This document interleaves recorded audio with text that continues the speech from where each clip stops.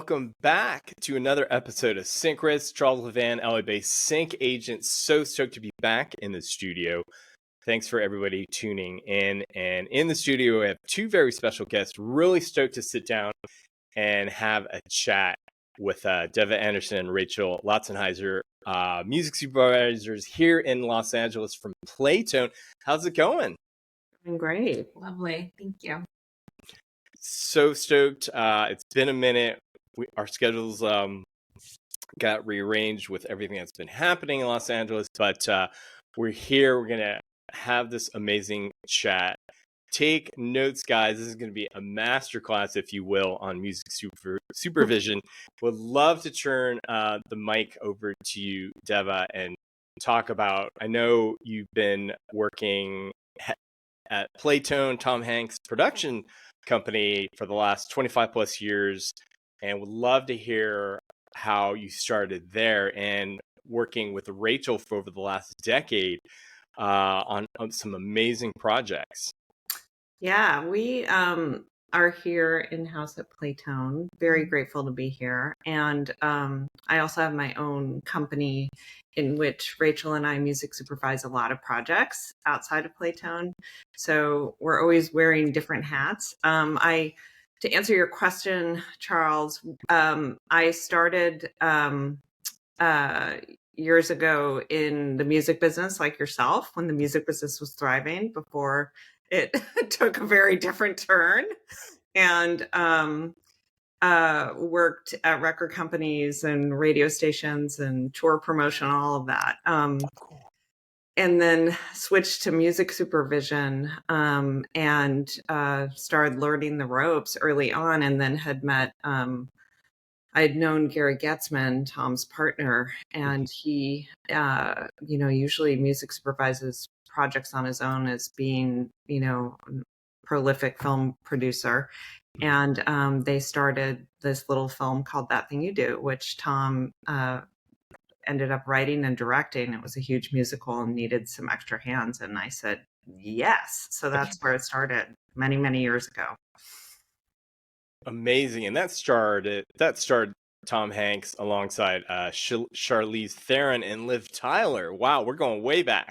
Way back. Yeah, it was a really fun film, and I really learned from the best then. And then they opened the doors to Playtone Productions and wanted a music division, so I came in. And Rachel has joined me a decade ago, right? Yes. It's wild. Yeah. April will be 10 years. Yeah. Wow. Yeah. I'm sure some amazing projects that we're going to unpack in the next hour or so, talking about one of which, two projects, and congrats to mention Masters of the Air and the Piano Lesson. I know the Piano Lesson came out in November, streaming on Netflix, and Masters of the Air, I know both of those productions you're up for awards through the Guild of Music Supervisors. So congrats on that. Thank you. Thank you. Yeah, we're very excited. Yeah. And correct, I feel both are period pieces, two sides of a coin, which we can unpack in the next hour. All that entails. Let's start with the Piano Lesson, because I know walk us through, because for as long as I've been a sync agent, something, unless I'm shadowing or in the day of the life working with a music supervisor, always love to start at the genesis of what's kind of the process. You get the script, and I'm sure between you and Rachel, you're meeting with the showrunner or the director, the producer. What's kind of the next steps in those early stages? Well, I'll kind of start it off and then let Rachel take it from there. This was a complete passion project for both of us. Rachel and I team very, very well, have different strengths that add to us as kind of team music together. And we love historical content. It's something that we have really fashioned and done a lot of here at Playtone, because that's very important to the ethos of producing a lot of historical miniseries and films, etc. So especially the Piano Lesson, being a huge August Wilson fan. And so it just starts with meeting with the director and seeing really, so much of music supervision is if there is a personal connection to the content and to the person and how you see things. That's part of it. And then the next stages, if you want to talk about that. I mean, so we were reading scripts, we were doing breakdowns for all the different musical spots. And, there's some significant musical spots like the Crawford Grill, where we had the incredible Miss Erica Badu do an on-camera performance. So early on, a lot of our conversations with the director were like, what are you envisioning here?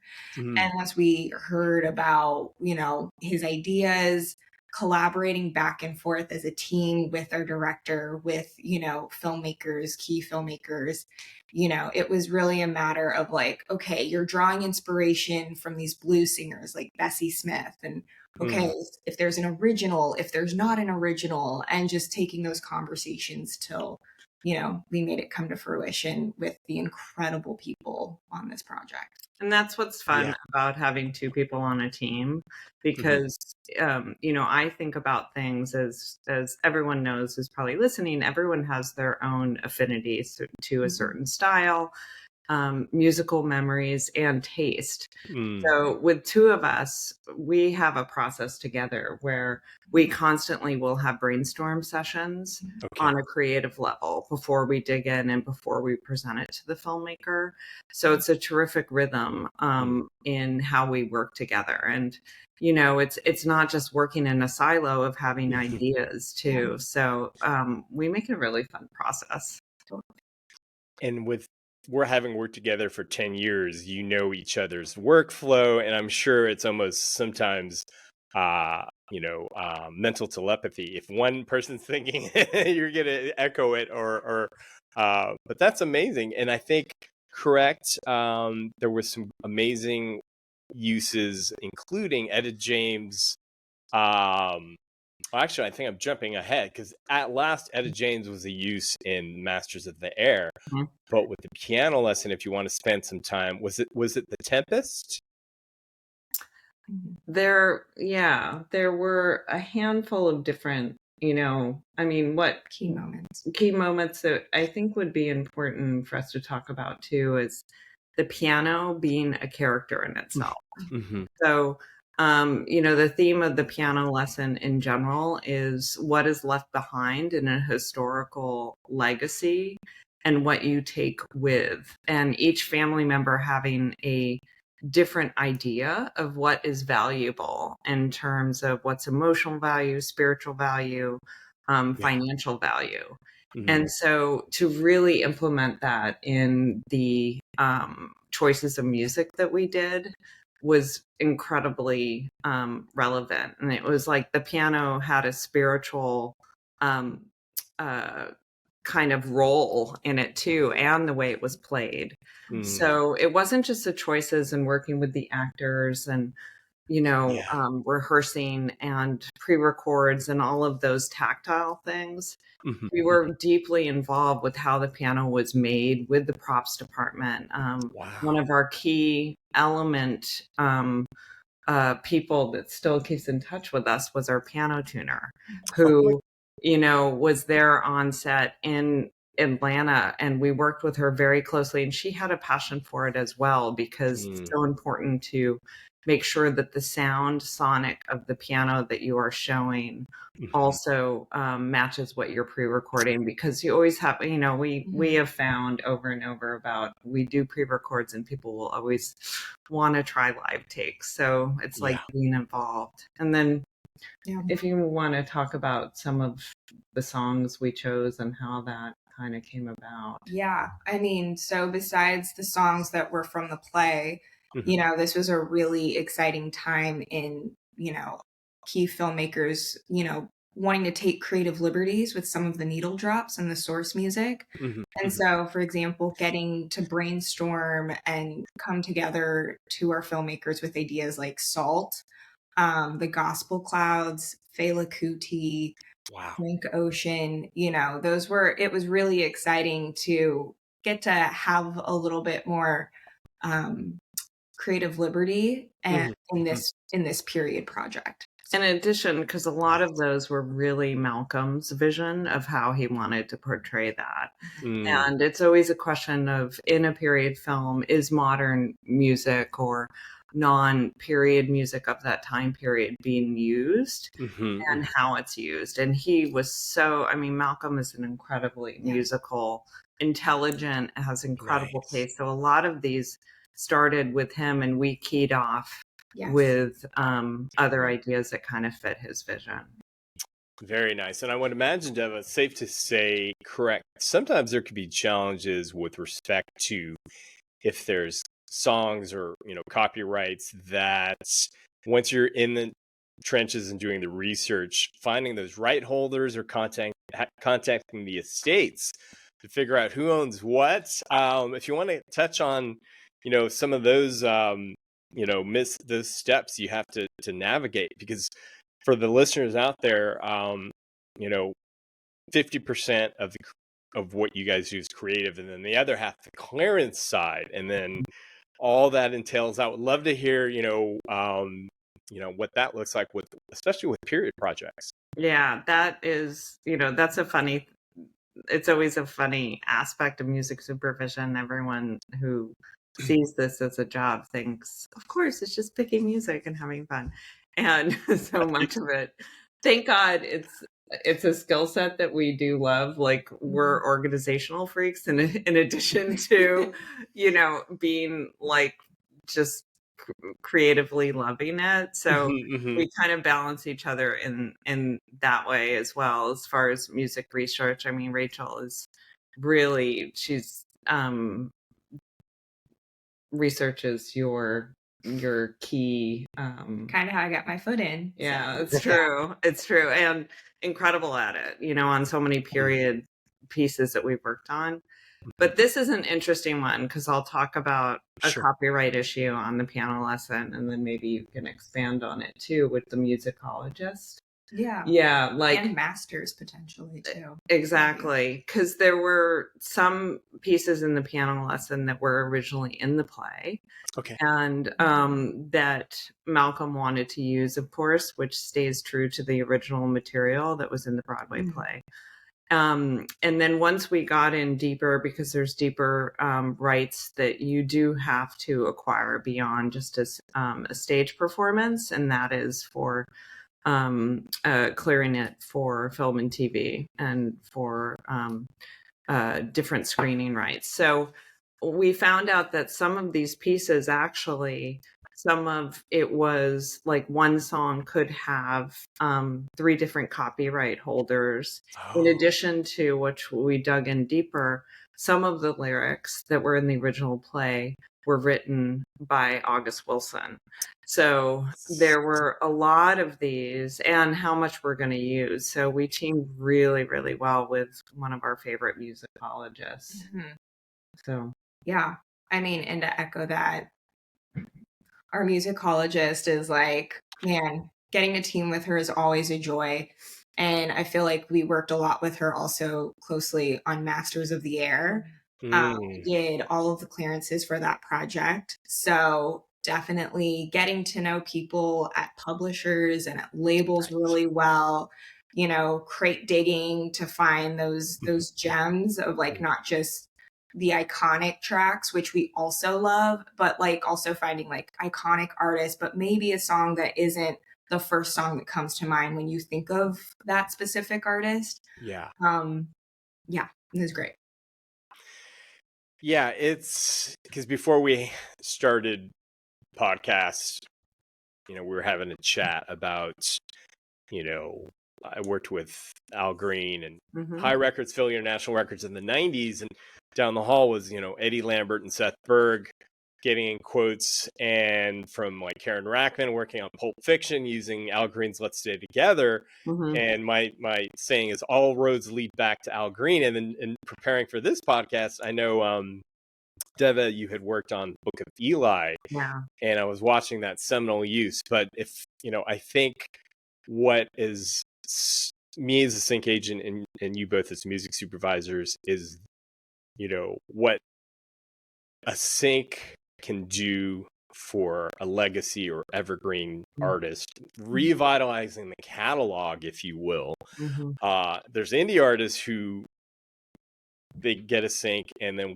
how do they leverage that sync? How do they create more awareness? But I know both your skill sets in music history plays paramount to your jobs on a daily basis. If you guys want to talk about, and I know Deva, correct, I believe it was, and we're going way back, but you were awarded the prestigious Threshold Grant for your thesis on When the Blues Come Tumbling Down, Black music from the slave era through rap. And then would love to thread a needle there, because that really ties in everything with, the attention to detail that's required in your storytelling as a music supervisor.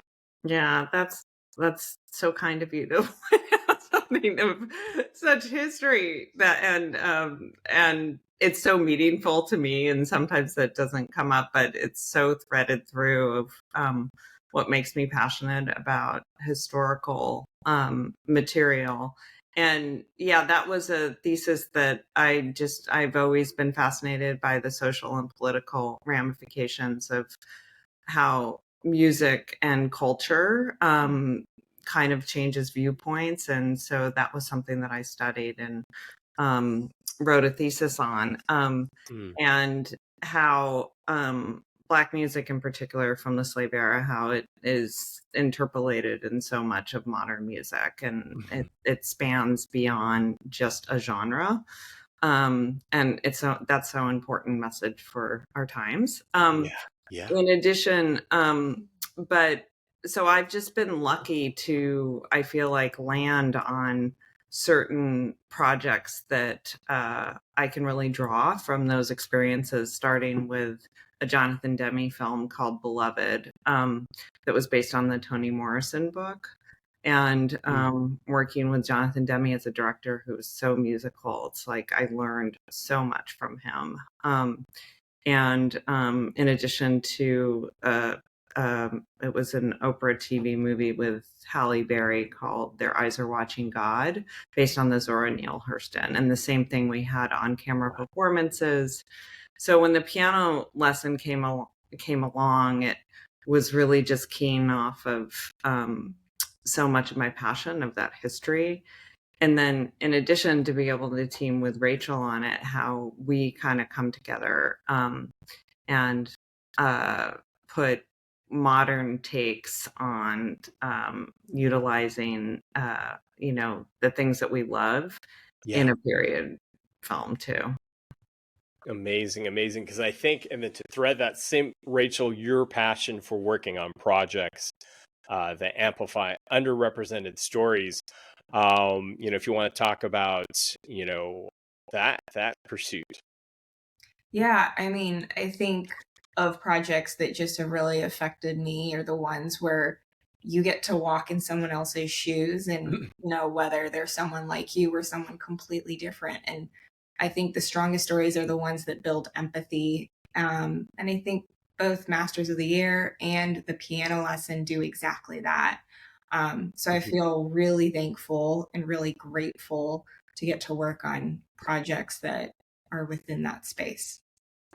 And it seems like, safe to say, with both between your years of experience as a team, when projects come through or across your desk, everything has to line up. You really have to have that passion for it, because you can happily turn down a project and say, it's not a good fit for us. And I think to take the basketball analogy, I'll thread it to the triple threat, but being also independent music supervisors and in-house at Playtone, and then being able to consult with the studios, how does that shift or help with being able to have conversations with the studios and the showrunners?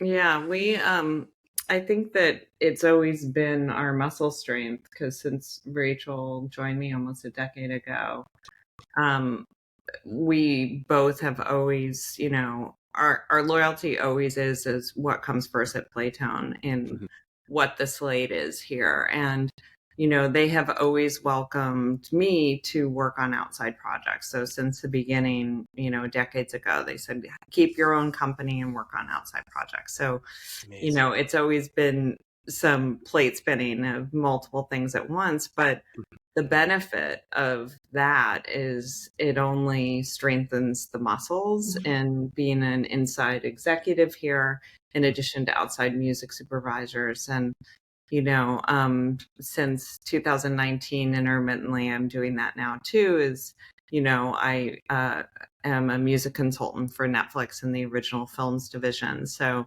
I'll be able to just kind of be in-house there de facto when, they need some extra help on certain projects. And that's been super fun working with the team there.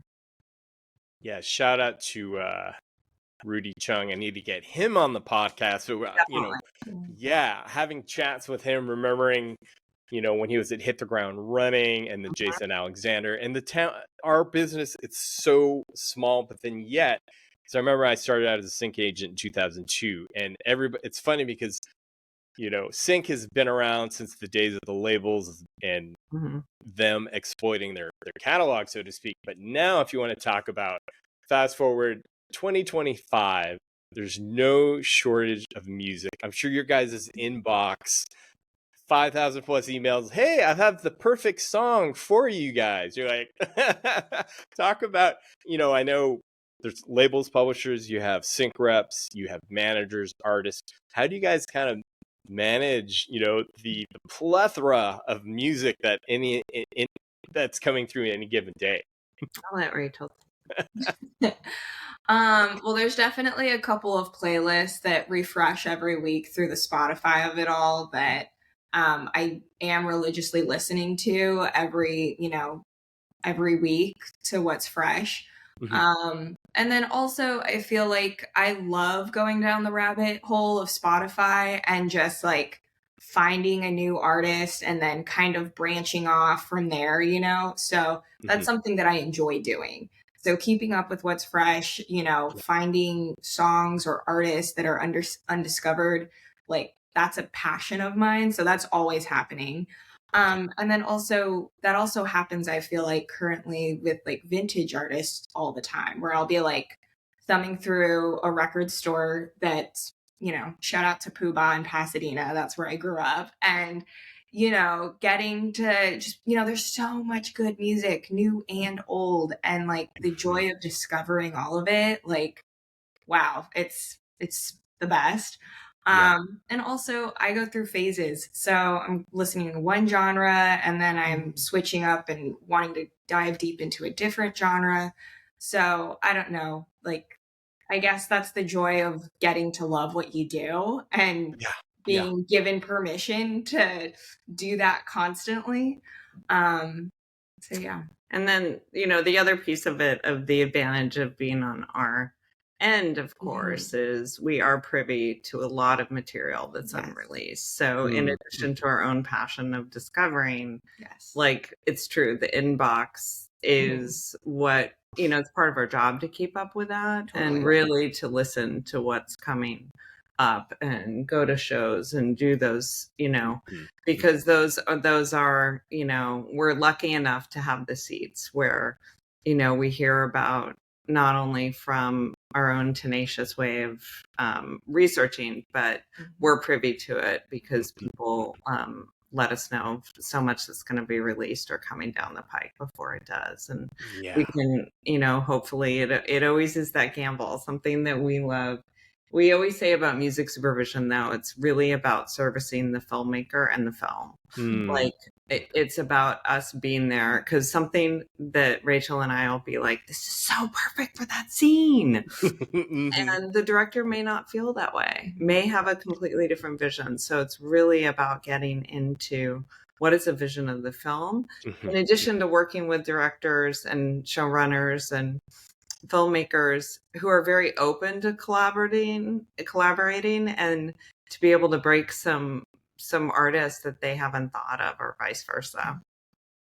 Yes, 100%. And Devin, I'm sure it's case by case, but I'm always curious, correct, with film trailers or a trailer for a series, are there times when they'll have you in and supervise that as well, or they typically will farm that out to a trailer house? We're not as involved. A lot of times with, with Netflix projects in-house, and Rudy can speak to that specifically. Yep. They work very hand in hand with marketing, which is terrific. And I can't speak to other studios, but Sure. oftentimes just as the music supervisor we do coordinate with marketing departments and let them know what songs are big, and I think marketing is really wants, if there are songs within or uses or music that is within the body of the film that really can lend itself to a trailer and marketing, by all means they'll always do that. The thing about marketing though, trailers often will need to hit a different pace in a 2-minute trailer or an ad or a spot that not necessarily anything in the body works with. So a lot of times they do their outside work. Got it, 100%. And we just had the Grammys, and I'm always curious, how does the quote unquote quote request for a given Grammy winning artist, if you send a request for Chapel Roan tomorrow, does having that star of a Grammy next to her name, how does that impact the label or the publishing quote? Oh, hugely, I think. We haven't needed to clear a Chapel Roan since this week, so. Right. But like the Esmeralda, when she won Best New Artist, that put her on the map, and she was, years ago, and she was used in projects, and that was a really fun show. The Grammys. I don't know if you watched it the other day. Yes. Oh, without a doubt. I mean, I still have to go back on playback, but so many, and I think it was the Dawes doing I Love LA. Yeah, great. But no, it's interesting because I think we both collectively came up through, some days I'll be like, what happened to when it was Band-Aid, We Are the World, or Live Aid, and just the amalgamation, bring all the artists together, Lionel Richie, Michael Jackson, U2, Bono, but it's times are different now, and having lived through, just to take share a moment, if we could, with external forces, because I always get the question as a sync agent, artists will say, hey, there's this amazing AI, I can use AI vocals. And my advice to them is, well, if you use AI vocals, one, potentially you're going to, that could be a clearance nightmare. If someone sends a track to you and they don't disclose that it was AI vocals, what kind of copyright and clearance issues? I mean, I think it's still early to what's kind of the vibe out there? Yeah, that's a great question. And it hasn't necessarily crossed our path on anything that we've recently worked on, but it's big discussion within the studios too, I think, of how to utilize it in a productive way. I think obviously it's utilized in our every waking moment and changing daily. A great person also to consider having on talking about that too is the folks from BMI, or ASCAP, to talk about how they're looking at what the copyright laws are, and how much percentage needs to be a human for writing versus not, and certain AI tools that are okay to use, that certain studios are looking at. So, I don't think I can answer it on a legal way, but if it does come across, when it does, which it will any day now, we always defer to each studio that we're clearing rights for and who's doing the distribution on how to handle it. Mm-hmm. No, thanks for that. Because, yeah, having a chat with Rudy, I know he said composers early on now, at least using it as, a temp track and then going and have live orchestra flesh it out fully. So using it as a tool currently, but yeah, something to keep an eye on. And I'm just curious because we didn't spend time on it and would love to go back for a minute if we could to talk about on-camera uses, especially I think because I was doing my homework with Masters of the Air, correct? There were some characters, if you want to walk us through, Dev, it sticks in my mind because I think there was a plane scene and there was a character humming a song to calm down his crewmates. Was he singing it or humming it? And it was an on-camera use. Would love to look at the particulars and how, clearance and how that evolves. That was the character of Rosie, and I'll let Rachel talk about that in detail. Yeah. So Rosenthal, he was a fan of jazz music, was a fan of Artie Shaw. And so we knew from early stages that it was going to be an Artie Shaw song, and it was a matter of finding the right one, talking with historical producers, that were attached to the project. We landed on the chant. And yes, it's a moment in the episode in which, they're the last plane flying out of their whole group, and everybody's kind of paralyzed with fear. And in a moment, the pilot, Rosie, just starts humming the chant. And it's him finding his groove of chugging on. And they can hear it on the intercom, and everybody in the plane is, it's their realization of, I'm not alone. I'm here with these other guys in this plane. We might be the only plane here, but we're not alone. And then in the next episode, most of the men from that plane are kind of in a rehab recreational facility, and they're processing it a lot. And they retell the story to some other guys, and they're relaying the experience and what that moment did for them. So it's, again, just a very foundational song to this character. And I think it also just really creates, it makes it relatable to the audience of we all have that song, or, that helps us get us through a moment. And that's something that's so magical about music. Yeah. So yeah, it was really special getting to be a part of that moment in the series and helping create that with filmmakers. And we have the advantage too here at Playtone because, obviously Masters of the Air is part of the trilogy, and working on Band of Brothers and the Pacific. And, in-house here, one of our producers is basically our historical expert producer right next door in between me and Rachel.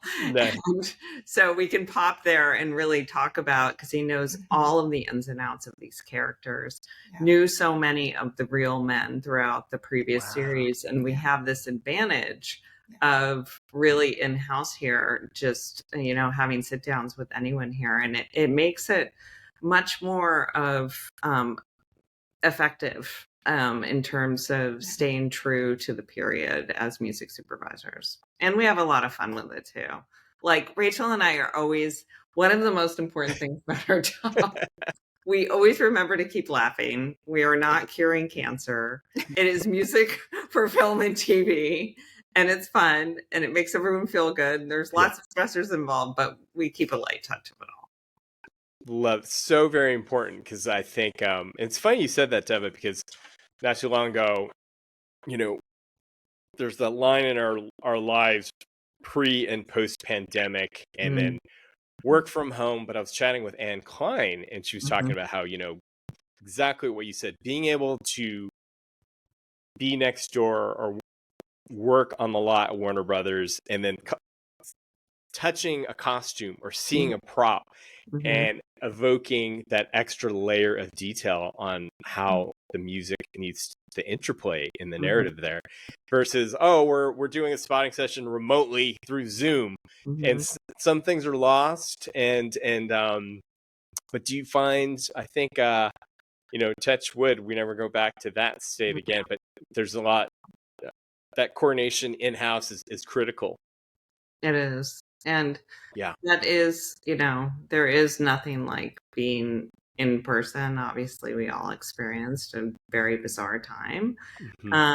And during that time, too, that's what was great on teaming on projects, because even though we might have been at home, we were still like working on them, together collectively. But it is true. I love what you just shared that Anne said, because it makes a big, big difference with being on set and talking to the actors, and definitely the costumes, and, coordinating with the sound department of how things are. And, we just have the advantage of being able to do that. Yeah. And it's and all the history that exists, take your pick here, Los Angeles, but the studios, and just walking through a soundstage and imagining who walked here before you, just like when I was at Capitol, seeing on the wall Frank Sinatra, Nat King Cole, and then going down in the studios there. But such a great time, and looking forward to the future. But I'm always curious, in the podcast, like to pose a question, because for those looking to break into music supervision one day, if there's one piece of advice, Dev, if you want to go first, as far as aspiring music supervisors, what one piece of advice would that be? Learn on the ground. Internships.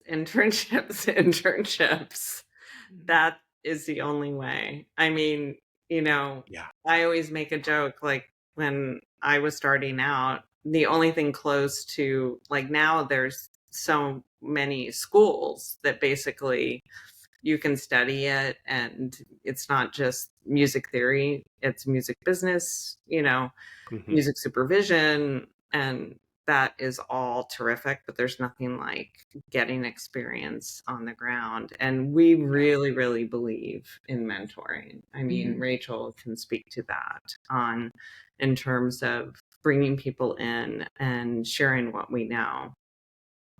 I mean, I echo what Deva said, because I started off as an intern and kept in touch with her, and I got the golden ticket. I got to go to the chocolate factory, and I've never left. I found, I wormed my way in. So I mean, definitely like connections, and like keeping the, getting to be a mentor and mentoree, like, it's the best.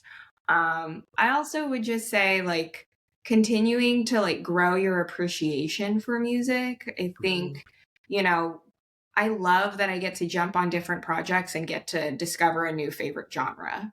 And like, that's how I feel about this job, is like, I get the opportunity to do research on something that I would have otherwise never, gone crate digging for.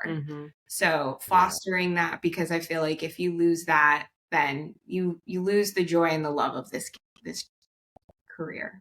And Rachel gives it back in spades. I mean, she started as an intern, worked her way up, but is a rarity in, what you are now. So, but you oversee mentoring so many people that work with us. Yeah.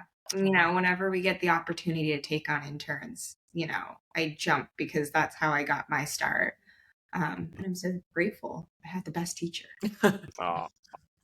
We'll make sure we share, down the links, ways that folks can, follow your amazing work, whether it's IMDb or on the socials. But to end it on a fun question, what's on repeat, if you will, on your Spotify or in your car, on your Sirius radio? And I know you could throw a dart and 5,000 tracks will come up, but say this morning you woke up and depending, it's a cloudy day here in Los Angeles with a little bit of rain in the forecast. But so I would, taking me back to Higher Records, I would, Ann Peebles with "I Can't Stand the Rain" would be Ann Peebles on repeat there. But Deva, is there any track that you're like, oh my guys, you got to check this song out? I've been listening to a lot of early Brian Eno. especially just the ambient. And I just saw a recent documentary that was incredible. I'm a huge Brian Eno and Robert Fripp and some of those early, but for rainy days, the best. A friend of mine who lives in the Mojave, he wakes up every day listening to Brian Eno. And so I was like, I got inspired by that. And one morning I woke up because I'm an early bird thinker, worker. I get up super early to get really productive work done.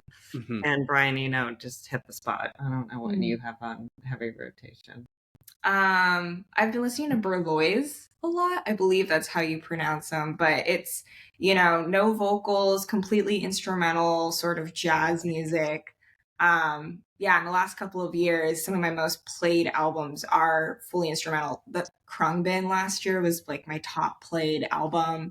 Hermanos Gutierrez, I love, we love, something that's, hits that spot. Yeah. I'm just curious, do you guys ever curate your own in playlists that you share with fans or yeah? We don't. We haven't. Yeah. Idea. Yeah, that's a great.